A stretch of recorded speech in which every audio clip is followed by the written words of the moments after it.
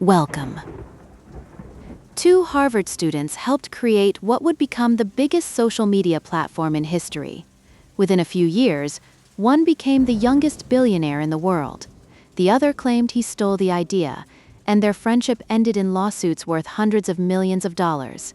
This is the story behind Facebook and the betrayal that made Mark Zuckerberg famous. In 2003, Mark Zuckerberg was just another Harvard student. Brilliant, awkward, and obsessed with building things online. One night, after a breakup, he created a website called Facemash.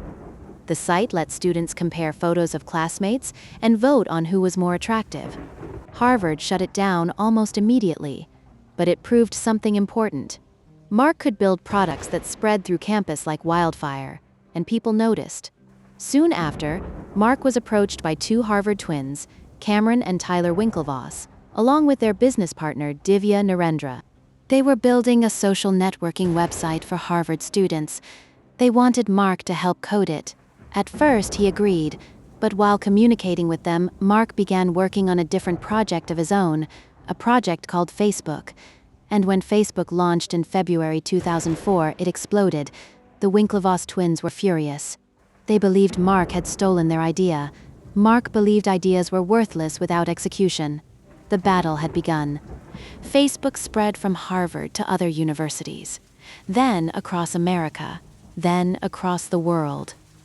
Users joined faster than anyone expected. Investors arrived, money poured in, and Mark's small college project suddenly looked like the future of the internet. But success created a new problem.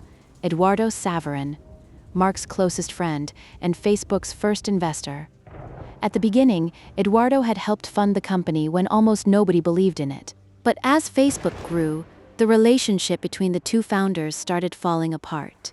Mark moved Facebook to California. Eduardo stayed behind. The distance grew. Trust disappeared. Then came the moment that changed everything. New investment deals were arranged. New shares were issued, and Eduardo discovered his ownership stake had been reduced to almost nothing. The company he helped launch was no longer really his. To Eduardo, it felt like betrayal. To Mark, it was business. Either way, the friendship never recovered. Now Facebook faced two major enemies. The Winklevoss twins claimed Mark stole their idea. Eduardo claimed he had been pushed out of the company he helped build. Both sides sued. The cases eventually ended in settlements worth millions of dollars, but the arguments never truly disappeared. Because the lawsuits raised a question that people still debate today: did Mark Zuckerberg create Facebook, or did he simply execute someone else's idea better than anyone else could? Facebook would go on to become one of the most powerful companies in history. Mark Zuckerberg became one of the richest people on Earth. But the story behind Facebook isn't just about technology. It's about ambition, loyalty, and what people are willing to sacrifice to change the world.